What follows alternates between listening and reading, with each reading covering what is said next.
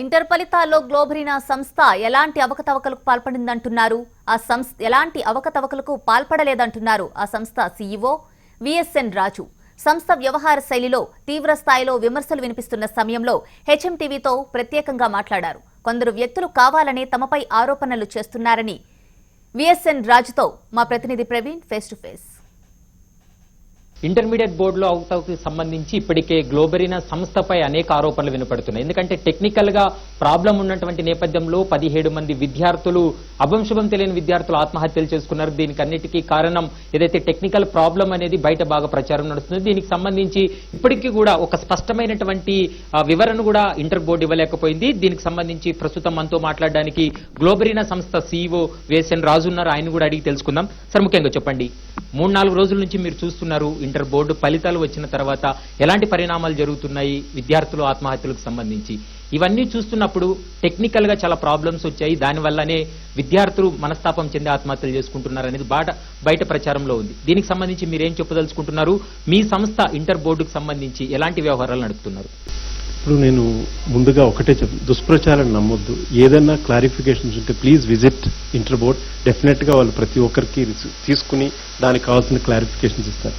దుష్ప్రచారం వల్ల మనము పానిక్ అయ్యి ఇంకా ఫర్దర్ పానిక్ ఈ సిచ్యువేషన్ లో చేసుకోవడం అనేది మంచిది కాదు. సార్, మీరు 3 రోజుల నుండి చూస్తున్నారు, అంటే తప్పిదాలు అనేది ఎక్కడ జరిగేంటాయని ఒక అంచనాకు వచ్చారు. ఎందుకంటే మీరు కూడా అనాలిసిస్ చేసింటారు, ఎక్కడ తప్పిదం జరిగింది, ఎందుకు ఇలాంటి ప్రాబ్లం వచ్చింది అనేది ఒక అంచనాకు వచ్చి ఉంటారు. మీకున్నటువంటి పరిజ్ఞానంతో మీరు ఇన్ని ప్రాజెక్టులు పూర్తి చేశామని చెప్తున్నారు. ఈ ప్రాజెక్ట్ లో తప్పుదాలు జరగడానికి ప్రధానమైనటువంటి కారణం ఏందని? ఇప్పుడు ఇక్కడ తప్పు ఆల్రెడీ నిన్న సెక్రటరీ గారు మీ ప్రెస్ కాన్ఫరెన్స్ లో క్లియర్ గా చెప్పారు. ఏదైతే కొన్ని విషయాలు ఏదొచ్చినాయో ఆ విషయాలన్నీ విపులంగా ఆయన చెప్పడం అయింది. ఫర్దర్ ఇప్పుడు గవర్నమెంట్ ఎంక్వైరీ ఫామ్ చేసింది కమిటీ. కాబట్టి ఆ కమిటీ ఆ ఏరియాస్ అన్ని 100% వాళ్ళు చూసేటప్పుడు నేను దాని గురించి కమెంట్ చేయకూడదు. బికాజ్ ఇది ఆల్రెడీ గవర్నమెంట్ పరంగా ఎంక్వైరీ స్టార్ట్ అయ్యింది. స్టార్ట్ అయినప్పుడు నేను దానికి వేరే విధమైన సమాధానం చెప్పి దాన్ని మిస్లీడ్ చేసి ఆల్రెడీ కన్ఫ్యూజన్స్ నడుస్తున్నాయి. ఇంకా further confusion we should not create. Only ఒకటే చెప్పగలం, ఏ విధమైన తప్పిదా జరగలేదు. చాలా విధమైన దుష్ప్రచారం ఏంటంటే కంపెనీ మీద చాలా ఎక్కువ జరుగుతుంది. ఈ కంపెనీకి అర్హత లేకుండా ఈ ఆర్డర్ కట్టబెట్టారు. అర్హతతోటే ఆర్డర్ వచ్చింది. ఇంటర్ బోర్డ్ టెక్నికల్ వాళ్ళు RFP request for proposal release అయినప్పుడు దాన్ని చూసి మేము కోట్ చేయడం అయింది. టెక్నికల్ గా వాళ్ళు వెరిఫై చేసుకుని టెక్నికల్ గా మేము క్వాలిఫై అయిన తర్వాతే 2 కంపెనీలు పార్టిసిపేట్ చేసిన టెండర్లో.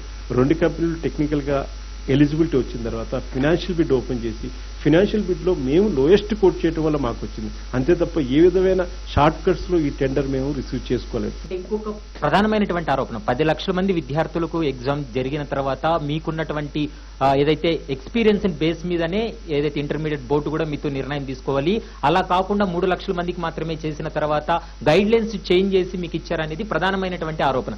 దీనికి సంబంధించి మీరేం చెప్పదలుచుకున్నారు? నాకు తెలిసి ఎటువంటి గైడ్ లైన్స్ ఒక్కసారి టెండర్ రిలీజ్ అయిన తర్వాత ఆ బేసిస్ లోనే ఇంటర్ బోర్డు కూడా వెళ్ళింది. టెండర్ రిలీజ్ అయిన తర్వాత మేము చూసుకున్నాం, అది మేము పార్టిసిపేట్ చేస్తే మనకు చేయగల క్యాపబిలిటీస్ ఉన్నాయనుకున్న తర్వాత మేము పార్టిసిపేట్. సో ఇప్పుడు ఈ జరిగే దుష్ప్రచారం గైడ్ లైన్స్ మార్చి అది టోటలీ తప్పండి. ఎందుకంటే ఏ విధమైన గైడ్ లైన్స్ ఒక్కసారి టెండర్ అయిన తర్వాత ఈవెన్ ఏ విధమైన అమెండ్మెంట్ అవ్వలేదు. టెండర్ డాక్యుమెంట్ లో రిక్వెస్ట్ ప్రపోజల్ రిలీజ్ చేసిన డాక్యుమెంట్ ఆర్డర్ ఇచ్చేంత వరకు డాక్యుమెంట్ ఒకటే డాక్యుమెంట్. కాబట్టి ఇది నిరాధారంగా ఒక్కొక్కరు స్పెక్యులేషన్స్ క్రియేట్ చేస్తున్నారు. సో అదొకటే నేను చెప్పే, ఏ విధమైన పుష్ తోటి కానీ రికమెండేషన్స్ తోటి కానీ తెచ్చుకున్న ఆర్డర్ కాదు. ఒక్కసారి మనం తప్పులు ఎలా జరిగాయనేది పక్కన పెడితే ఇంటర్మీడియట్ బోర్డుకు మీరు ఎలాంటి సేవలు అందిస్తారు? అంటే ముఖ్యంగా పరీక్ష పత్రాలు వాళ్ళు మూల్యాంకనం అయిన తర్వాత ఇక్కడ జరిగేటువంటి ప్రాసెస్ ఏ విధంగా ఉంటుంది? ఇప్పుడు ఫస్ట్ అడ్మిషన్స్, తర్వాత స్టూడెంట్ అడ్మిషన్స్ జరుగుతుంది మొత్తం ఆల్